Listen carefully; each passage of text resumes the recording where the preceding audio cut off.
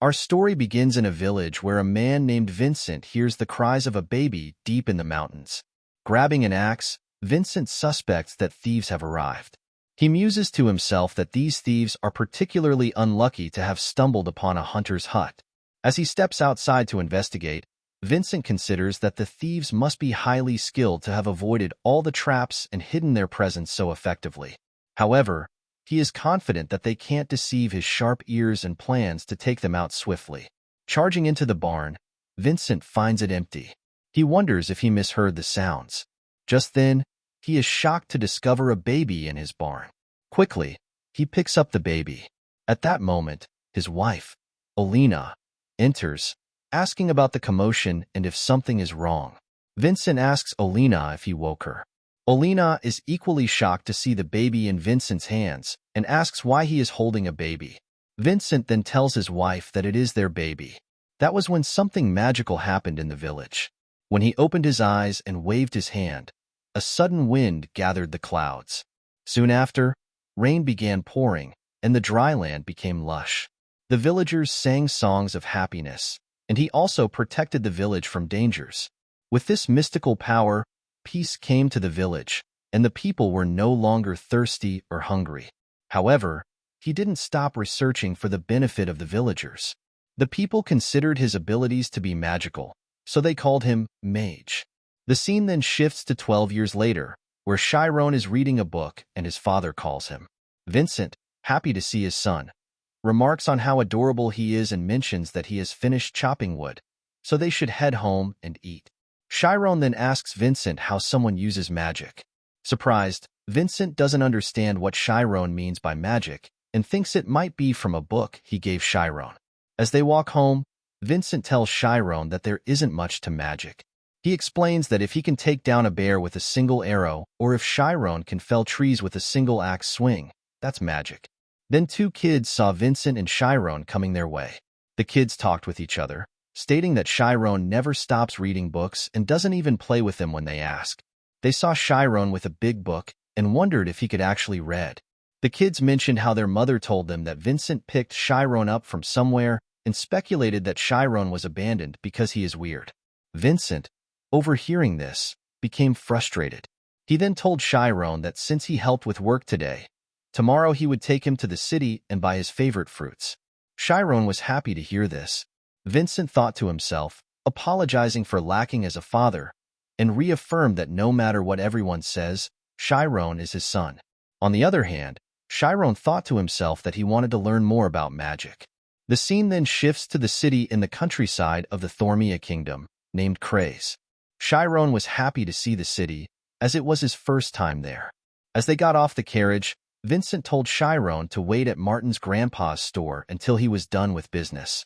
He reminded Shorine not to go into shady alleyways or run into nobles.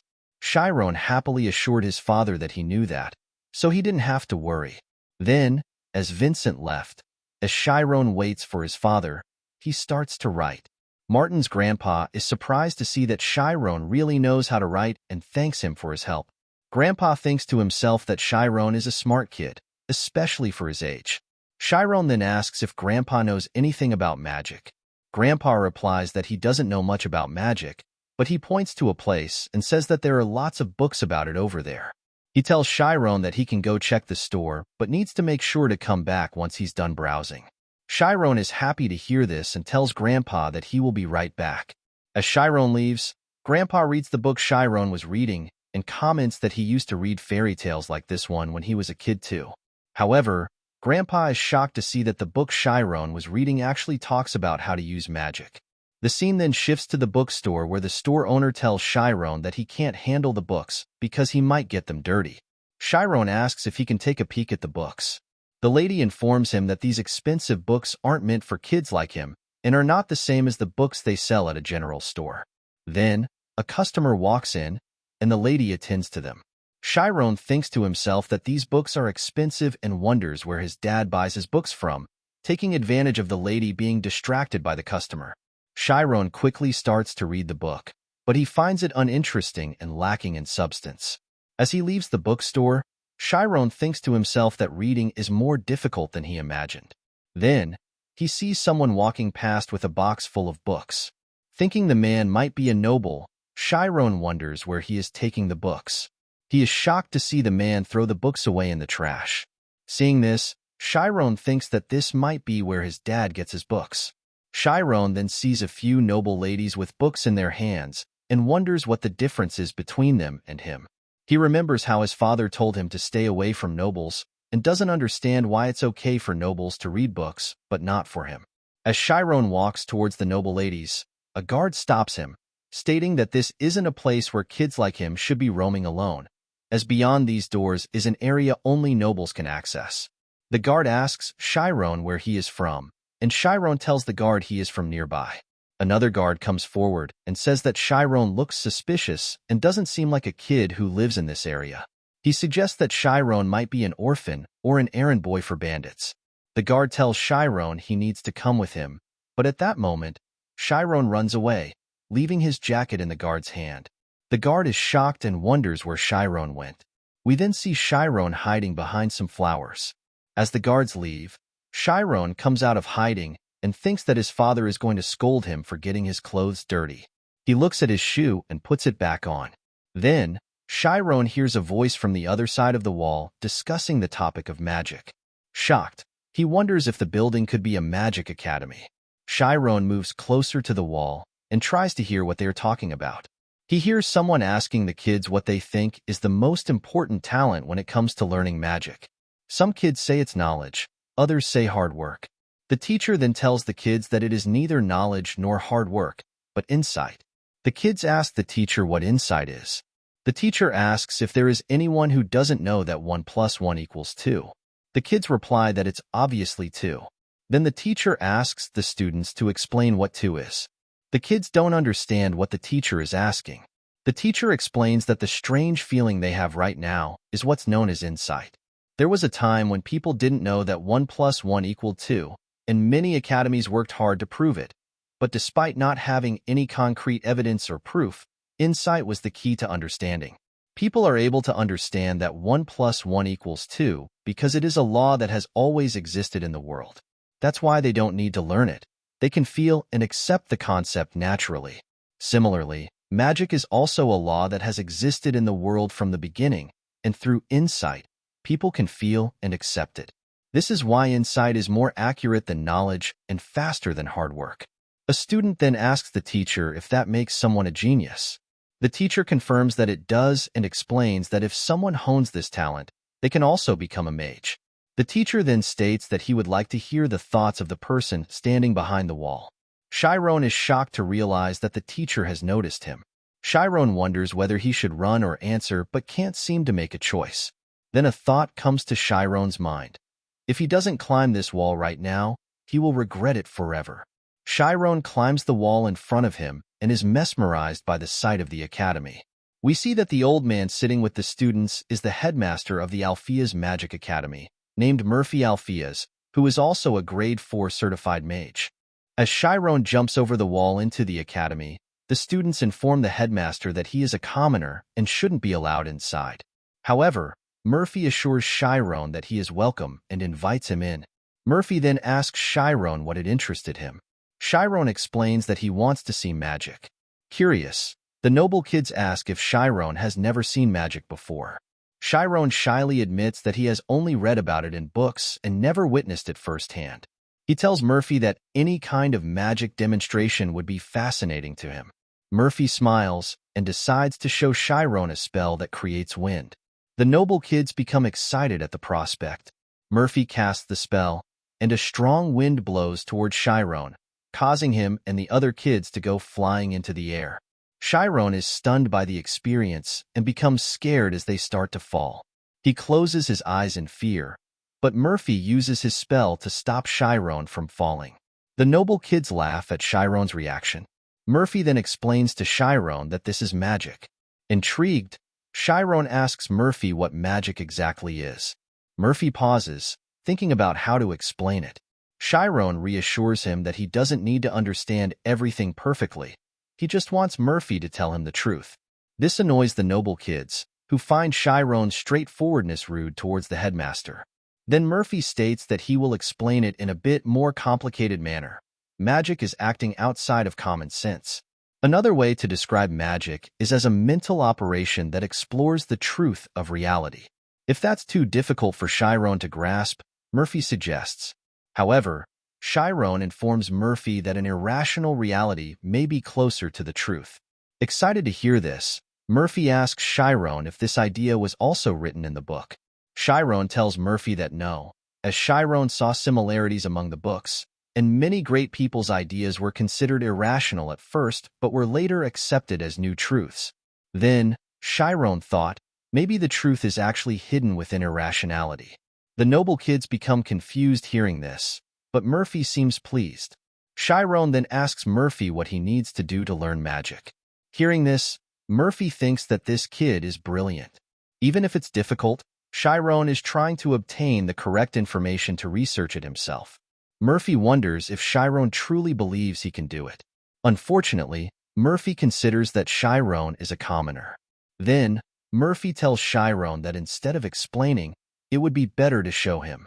Then Murphy tells a kid named Shorine to enter the spirit zone. Shorine steps forward, and as she enters the spirit zone, her eyes turn blue and start to shine. Murphy asks Shorine to guess how many coins he is holding in his hand. Shorine confidently states that there are 6 coins, stunning Shorine and the other kids when Shormine's guess proves correct. Murphy explains that when a magician focuses, their mind becomes sensitive enough to perceive everything in their surroundings. Exceptional magicians are rumored to count the leaves on a tree from a distance, a mental state of extreme sensitivity called the spirit zone. Shorine then announces that now there are 3 coins, prompting Murphy to further clarify that a magician in the zone gains supernatural awareness of the world around them and eventually masters reality. Shorine, shocked by what he's witnessing, thinks to himself that Shorine didn't merely count the coins, but sensed the entire situation unfolding before her at once. He wonders if he can achieve the same. Murphy encourages Shorine to practice in a quiet place, starting by sensing himself and then erasing himself. Murphy reflects that while anyone can attempt it, not everyone can succeed. Murphy continues, informing Shorine that doing so will reveal an entirely new world, different from the one Shorine knows. He asks Shorine if he understands. Shorine replies that if Murphy can't sense himself, then it would also be impossible to erase himself. Hearing this, Murphy thinks that this kid continues to surprise him. Murphy asks Shorine if he will try it right here. Murphy thinks to himself that if Shorine can't enter the spirit zone, he won't be able to learn magic at all. Shorine closes his eyes and starts to focus on sensing himself. He understands that the sensations and reality he feels cannot exceed the limits of his brain's concept. He must sense rather than define them. Slowly, one by one, Shorine erases the things he feels are part of himself. It's not his existence that becomes more sensitive, but only his mind that remains sensitive.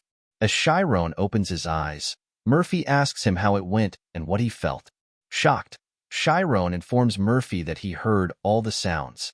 Hearing this, Murphy thinks that Shorine can't do it as expected because the experiences inside the spirit zone are in another dimension. Synesthesia, smelling sounds, tasting light, and feeling the form of scenery on the skin. Murphy pats Shorine's head and praises him, saying well done. He encourages Shorine that with continued practice in the future, he will hear many more sounds. Afterward, Murphy takes the noble students to their class while Shorine watches them. Murphy thinks it's regretful that Shorine is a talented child. He wonders what Shorine could achieve if he had been born a noble and trained from a young age. Murphy reflects that there are many talented children in the world. We then see Shorine come out of the academy, shocked to see that it worked. Shorine thinks he hears a massive sound. Realizing this is what the spirit zone is like. He feels as though he is scattered throughout the world, becoming the world itself. Confused, Shorine runs from there, unable to help but shudder at the endless immenseness he experienced, if only for an instant. Shorine feels as though he escaped his body and became infinite. As Shorine runs, he bumps into someone and falls to the ground. Shorine apologizes profusely to the person, realizing he seems to have come to the wrong place.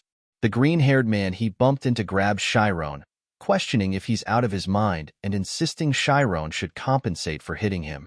Scared, Shirone continues to apologize, but the man doesn't listen. At that moment, a noble red-haired girl named Amy steps forward, asking what's going on.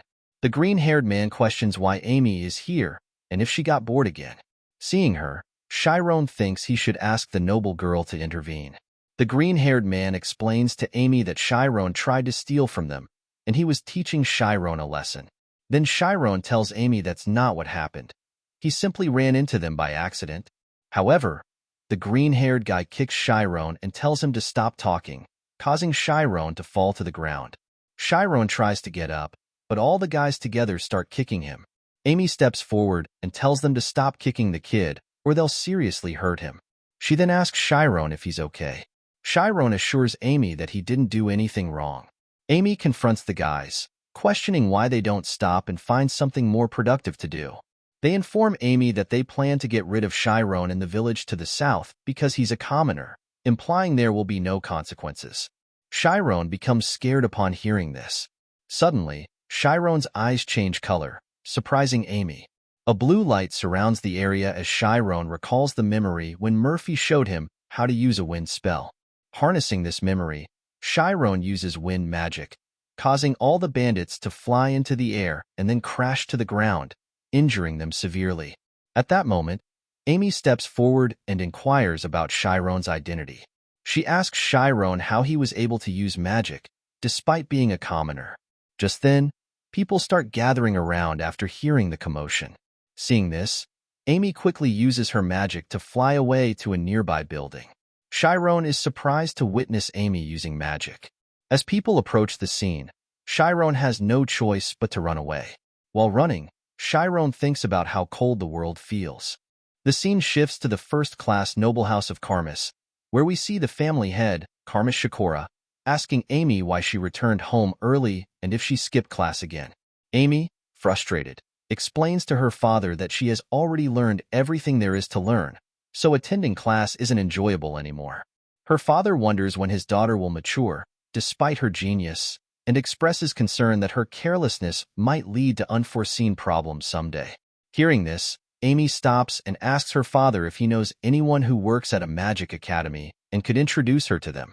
Then the scene shifts to a few days later at Shirone's house, where Vincent asks his wife Olina about Shirone's whereabouts. Olina informs Vincent that Shirone went to the logging area to gather some wood.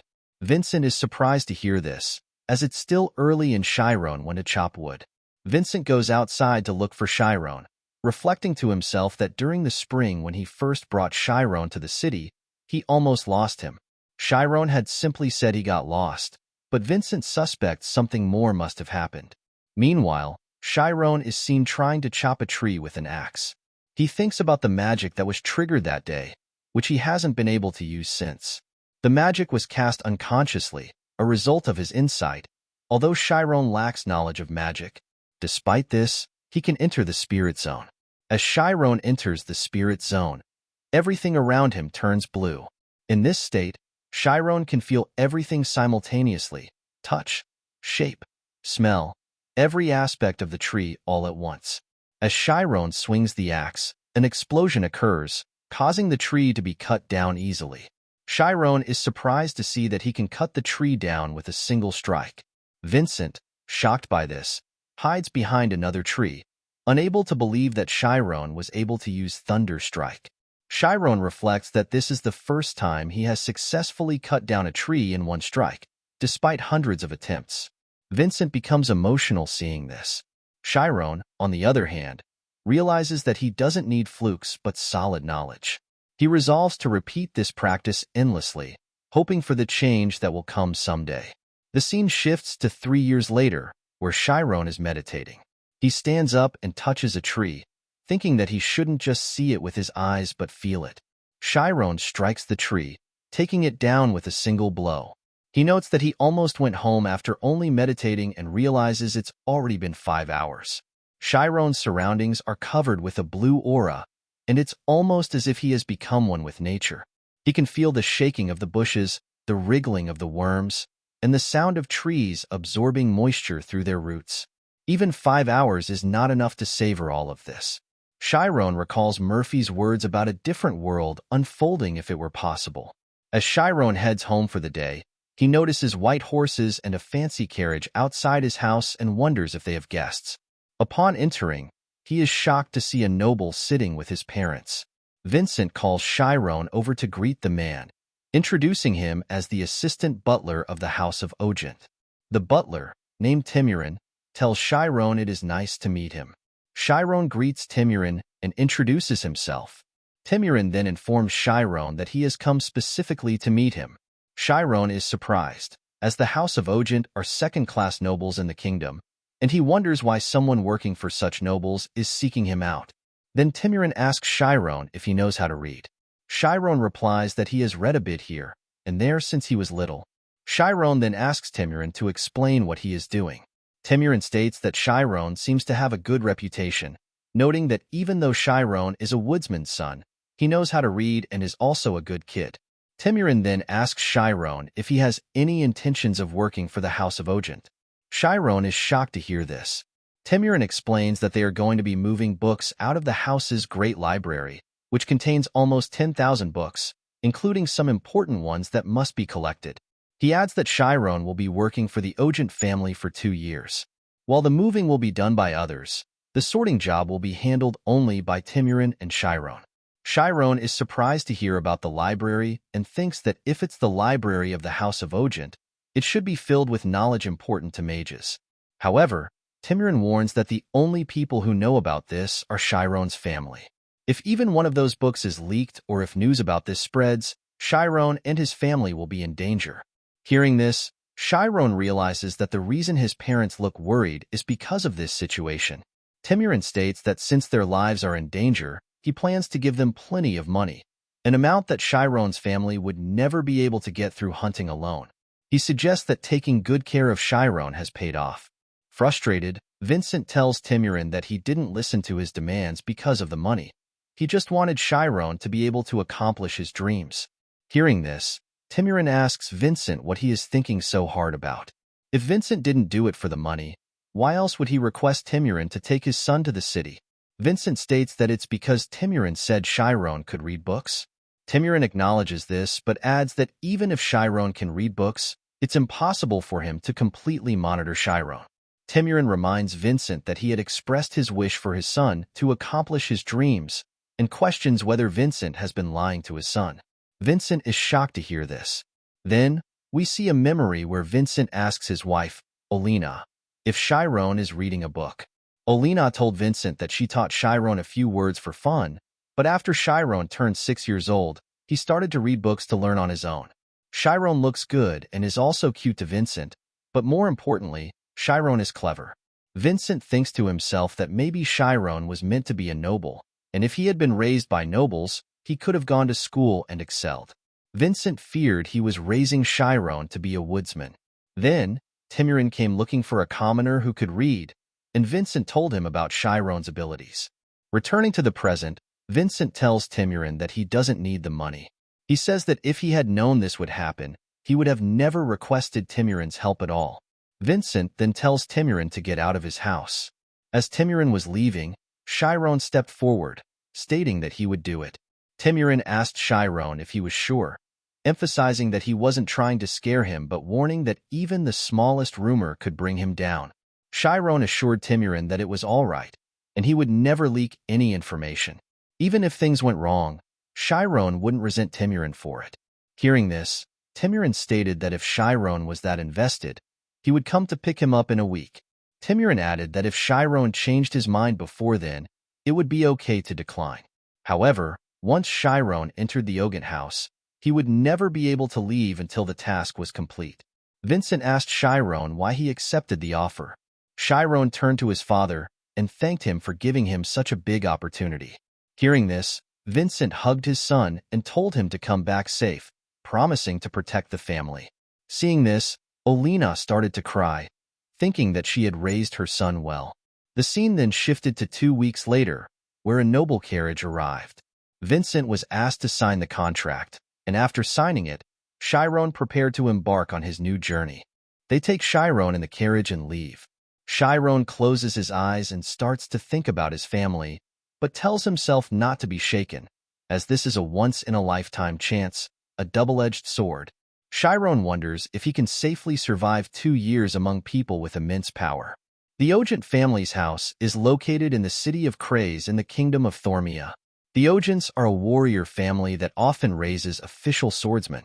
The predecessor family head was an official third-class swordsman, and the current head, Bishop Ogent, is an official fourth-class knight.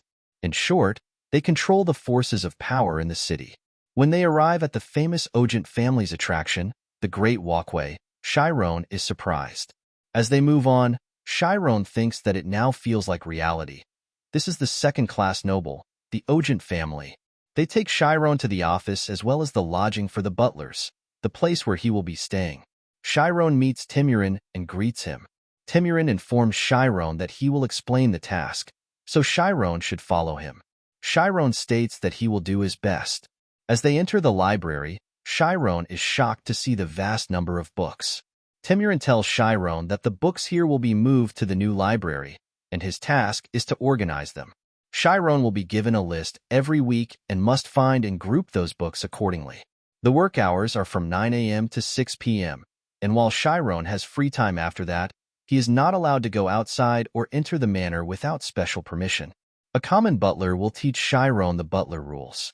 Timurin asks if Shorine has any questions, to which Shorine asks when he will start working. Timurin informs Shorine that he will start tomorrow. The scene shifts to the next day, where we see Shorine in his butler outfit.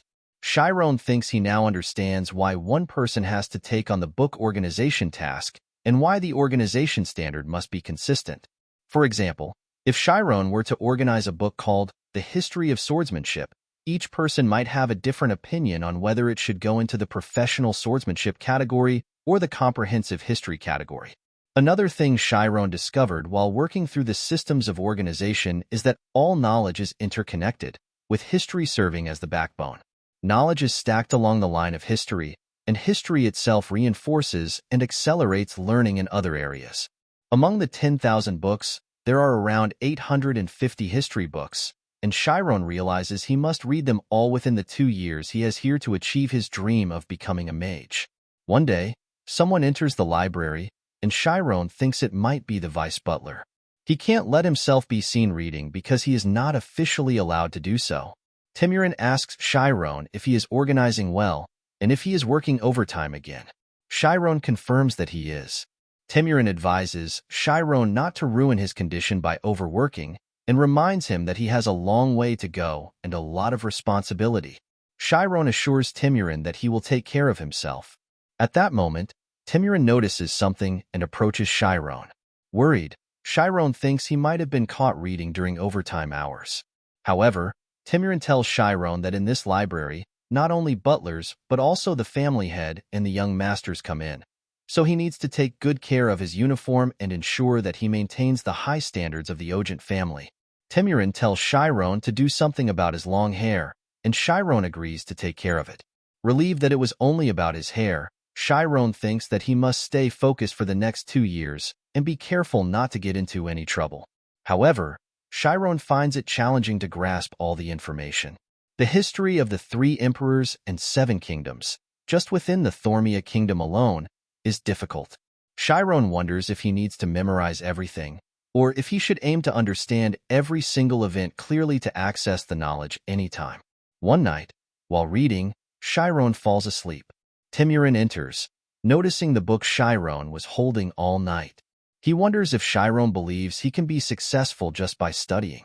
Timurin thinks that if Shorine were delving into practical books, he would have to ban him from entering the library outside of work hours. However, it's a relief that Shorine is just a dreamer with big aspirations.